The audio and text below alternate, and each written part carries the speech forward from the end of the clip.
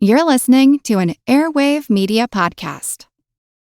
Just a quick word before I get started. This is an all-ages show, and this is an episode about Manet. For those who are familiar with Manet at all, you are probably familiar with his work that was known for pushing boundaries and creating a lot of controversy. While I am not going to be explicit in any of my discussion, his work does feature some courtesans and similar themes, so if you're not interested in learning about that kind of thing today, you might want to select a different episode or check out my other podcast, Fun Facts Daily, which is always educational but steers clear of controversial topics to bring you just the good stuff in about 10 minutes every weekday. I feel like who art Ed? We'll try to spice it. Who art is Mr. Wood, art Ed me. Yeah. Either way, it's ambiguous. It works on so many levels. I know. That's off to a great start. Welcome to Who Arted, weekly art history for all ages. I'm your host, Kyle Wood, and today we're looking at Édouard Manet. Édouard Manet was born on January 23rd, 1832 in Paris, France. He was born into a world of comfort and high expectations. His father, Auguste Manet, was a prominent judge, and his mother was the goddaughter of the Swedish crown prince. With this background, a career in law or another respectable profession seemed preordained for the young Édouard. But at an early age, it was clear his passions lay elsewhere. His uncle, Edmond Fournier, an artist himself, noticed Édouard's burgeoning talent and encouraged it. He would often take his nephew and his friend Antonin Proust to the Louvre. Seeing all the masterpieces in the Louvre's vast collection no doubt made a lasting impression on the young Manet. Despite this, his father remained steadfast in his opposition to his son pursuing a career as an artist, a profession he deemed beneath their social standing. As a compromise, a career in the Navy was proposed. But Manet's heart wasn't in it. He failed the entrance exam twice. After a brief and uninspiring stint as an apprentice pilot on a transport vessel to Brazil, his parents finally relented. In 1850, at the age of 18, Édouard Manet was finally allowed to pursue his artistic ambitions. He entered the studio of the acclaimed academic painter Thomas Couture. While Couture provided Manet with a solid foundation in drawing and technique, their artistic philosophies clashed.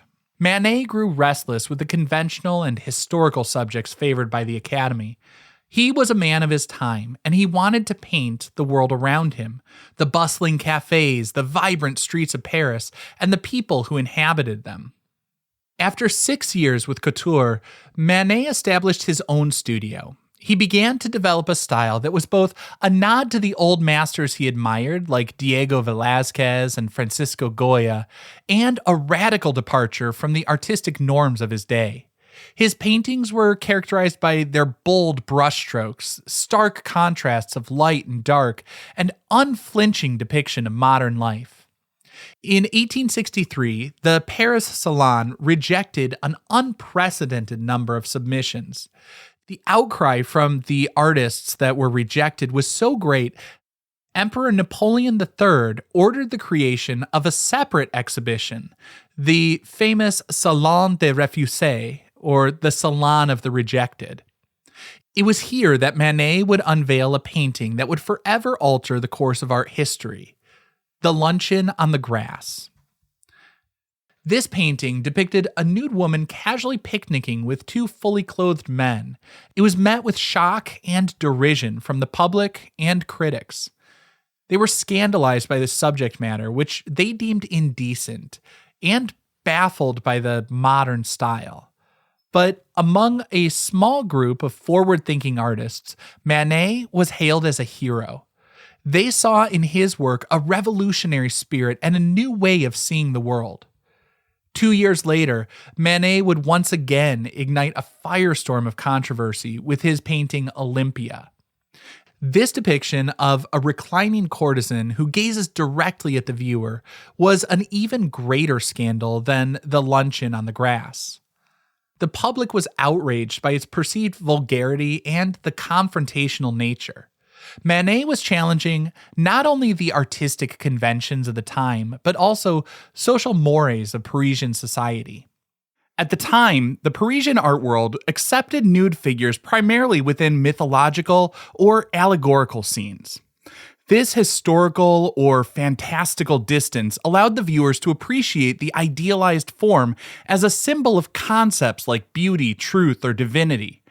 Manet's work, though, shattered the tradition by placing a nude woman in a contemporary and recognizable setting, like the Parisian park, alongside two fully dressed, modern men.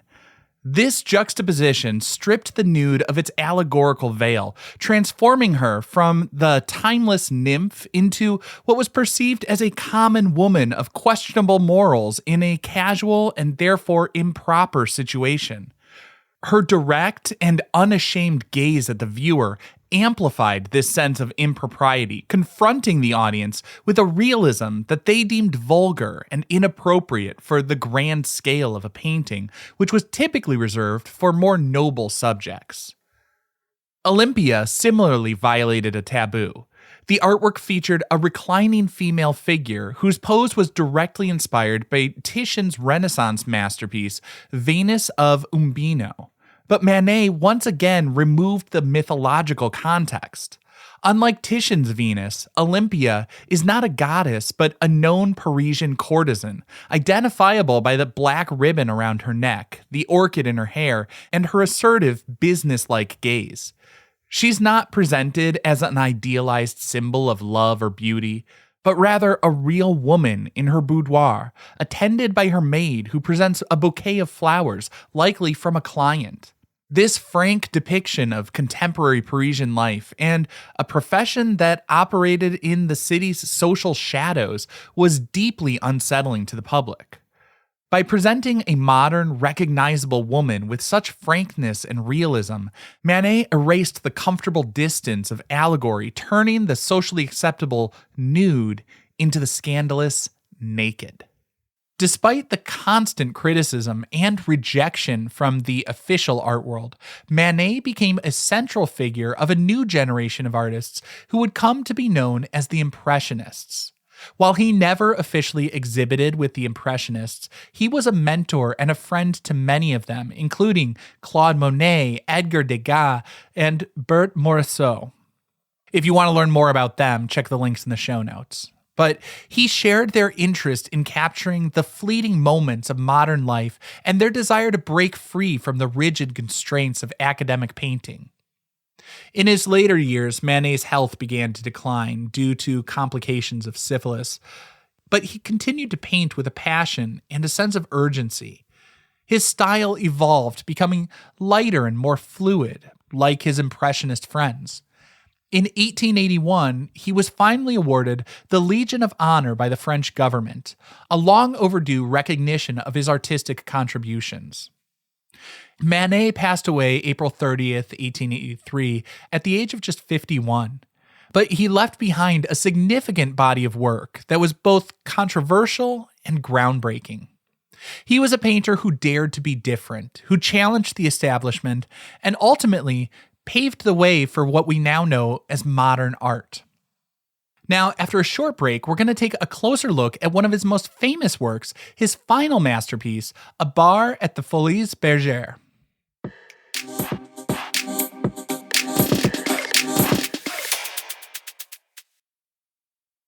Welcome back. We're looking at A Bar at the Folies-Bergère by Édouard Manet.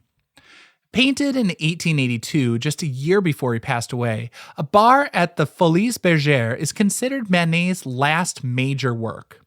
It's oil on canvas, measuring about 38 by 51 inches, and it currently resides at the Courtauld Gallery in London. The painting depicts a scene from the famous Parisian nightclub, the Folies-Bergère. At the center of the composition stands a barmaid, her expression a mixture of weariness and detachment. In front of her, on the marble countertop, there's a still life of bottles of champagne, beer, and a bowl of oranges. What makes this painting so captivating and endlessly debated is the large mirror that hangs behind the woman. In it, we see a reflection of the bustling nightclub, the crowded balconies, the glittering chandeliers, and the blurred faces of the patrons. But there's a curious inconsistency. If we follow the woman's gaze, it seems as though she's looking directly at us, the viewers. But in the reflection, we see her from a different angle, seemingly engaged in conversation with a man in a top hat. This sort of puzzle has sparked debate among historians for over a century. This sort of play on perspective and reflection is a hallmark of Manet's genius. He's not simply capturing a moment in time. He's exploring the very nature of seeing and being seen. The mirror creates a complex and ambiguous space, blurring the lines between reality and illusion, between the observer and the observed. We, the viewers, are placed in the position of the customer, yet we're also looking at the scene that includes a reflection of a customer. It invites us to question what is real and what is merely a reflection. The woman herself is a figure of quiet complexity. Her name was Suzanne, and she was a real barmaid who worked in the Folies-Bergère. Manet posed her in his studio, meticulously capturing her likeness. Her melancholy sort of expression speaks to the loneliness and alienation that can be found even in the most vibrant of modern settings.